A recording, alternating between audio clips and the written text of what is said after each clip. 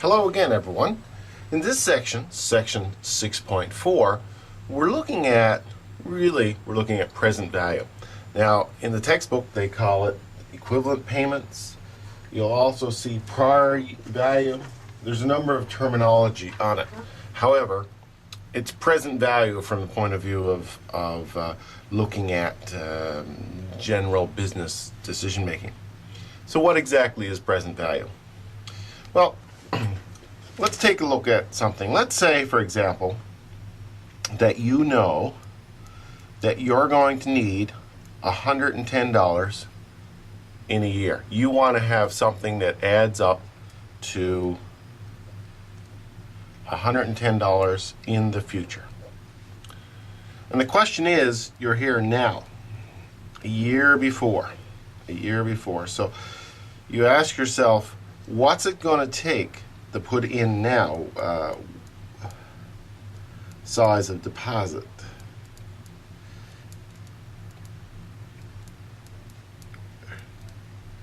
So we have to ask ourselves, what size of deposit is required? Well, you know, that really depends on a lot of factors. Again, time comes into it. The longer it's in the bank, the more it will grow, or the longer lead time you have, the less money you need on this side. And it depends on the rate.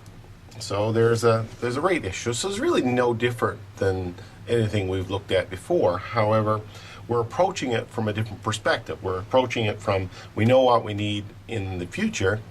What do we need to put in now in order to make sure we have that amount in the future? And this is why it's often called equivalent values. Is you know, what's $110 in a year worth now? What's the equivalent value of $110 worth now? Well, we've seen, we've used this formula here. I'll just write it up here. S equals P1 plus RT. And effectively, that's our future value formula. And we've seen that in the previous example. So our future value formula is there. And what we're trying to do is we're solving for S. Well, in the case of present value, which is what our focus is here now, what we want to do is to solve for P. So we need to make P equal to something. So essentially it is exactly the same formula, but the thing is we're solving for P. So you can rewrite the formula in order to be able to come up with the value of P then. So simply rewriting the formula, then we take the S over 1 plus RT. So this is the formula that we're going to be concerned with regards to present value. Let's put some numbers on this example that I've got here. Let's assume the rate is 10%, and let's assume the time period is 1 year. So we'll just plug the numbers in here. So the present value, which is this now amount, so P equals the S, and in our case, the S equals 110. We've seen that here. Over 1 plus the rate, which is 0.10, 10%. Times, I'll put that in brackets, 1 year. So the time is 1. This effectively then, P, is 110 over 1.10. P equals 100. So what this is telling us is that the present value, what we need to put in the bank now, is $100. And if it earned a rate of 10%, we would have the equivalent of 110. So in terms of equivalent values, and to say $100 now is worth the same as $110 in the future at a rate of 10% in 1 year. So this is exactly the opposite of the present value, of the future value that we looked at originally. So the present value and the future value are opposites one. Our future value is looking at what the value is going to be at some time in the future. Present value is looking at what the value is now. If we know the value in the future, we need to be able to come back to what is it now. So that's very important to understand. All the problems that relate to that kind of focus around that. So what I want you to do is to take a look at 6.4. So we'll take a look at a few of these in 6.4 now.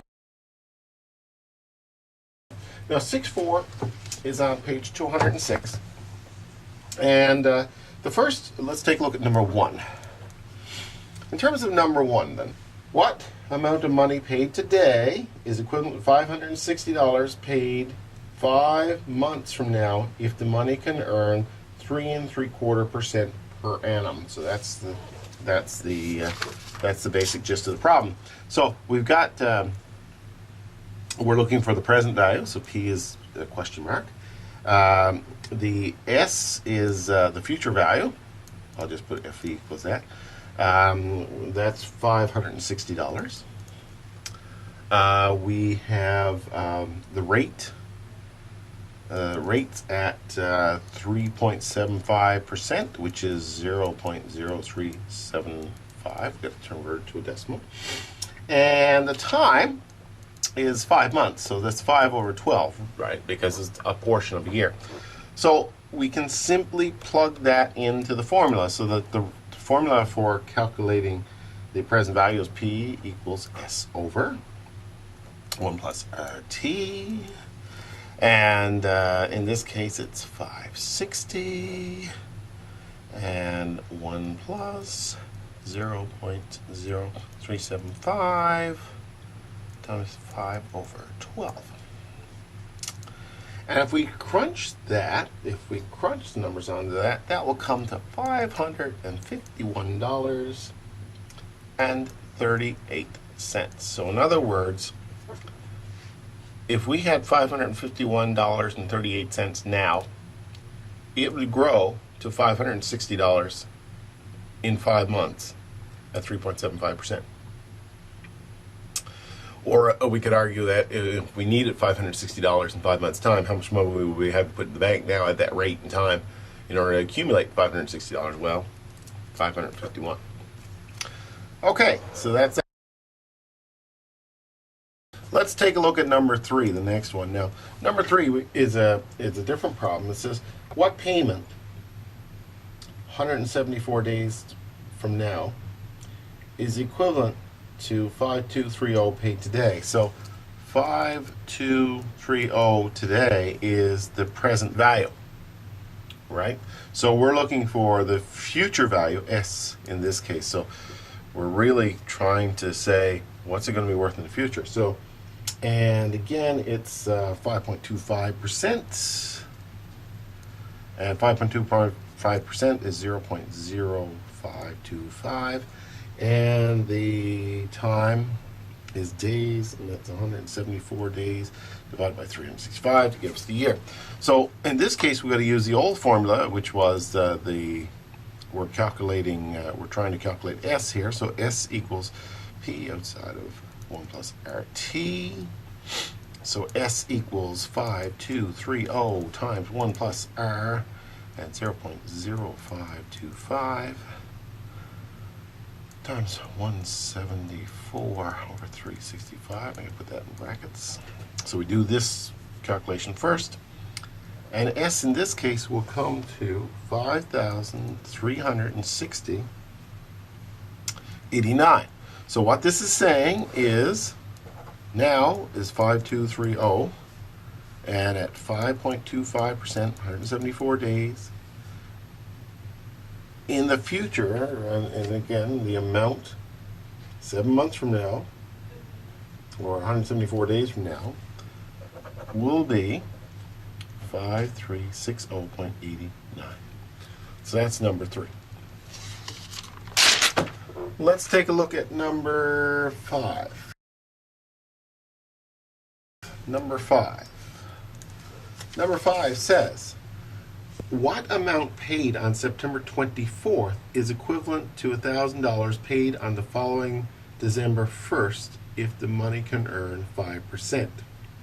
So what amount paid, so we're looking for an amount here, on September 24th is equivalent to 1,000 paid on the following December 1st. So the future value in this case is 1,000. In other words, it's $1,000 sometime in the future, and it's 5% is the rate. Now the time runs from September 24th to December 1st. So again, we are bit of a stretch there. We got to be able to calculate the number of days. So we go to our little table, our little counting table for days. And if you look at the counting table for days that we looked at previously, September 24th is the 267th day of the year. December 1st is the 335th day of the year. So that's 68 days. So the time then is 68 divided by 365. So what we need to do is we are going to calculate for P this time equals S over 1 plus RT. P is 1,000 divided by 1 plus and 0.05, 5%, times 68 days, 365. We find that P then is, for 5, 990.77. So essentially what we're saying is on December 1st, we want $1,000 there. September 24th, we would have to be able to put in the bank $990.77, and that would grow $2,000 on December 1st at 5% for those 68 days. So that's number 5. Okay, so let's take a look at number 9. Now, just to kind of look at something different, all the ones there in between are pretty much the same. Number 9, what annual rate of return? So in this case, we're looking for the rate. We don't know what the rate is. Would money have to earn for 1975 to be the equivalent to 1936 paid 100 days earlier? So in this case, the higher amount is the future value, so S equals 1975. You got to think money grows, so the future value is there. The present value then is 1936.53. And the time in this case is 100 days. So 365 days in a year, so that gives us a portion of a year. So we've got this set up here now where we're looking for R. Now, again, what you need to be able to do here is have a decent knowledge of algebra in order to be able to manipulate this around. I'm just going to plug the numbers into our P equals S over 1 plus RT formula here. We know P at 1936.53. We know S at 1975. We know the 1 plus, and the R is an unknown, and the T 100 divided by 365. So that's what we have in terms of the formula. So we're going to solve for R. Now, in order to do that, we can do the magic here of algebra, and we'll take 1975 and divide it by 1936, and that will give us 1.0198. So what we do is take 1975 and divide it by 1936.53. So we divide that by that and that by that, and that effectively will cancel out to 1975. So that's 1 plus R plus 100 over 365. And then, well, we can subtract 1 off each side. So if we subtract 1 off this side, that's 0. And the reason I'm subtracting 1 is to get rid of the 1 plus here. If I do it to both sides, it's equivalent. So 0.0198.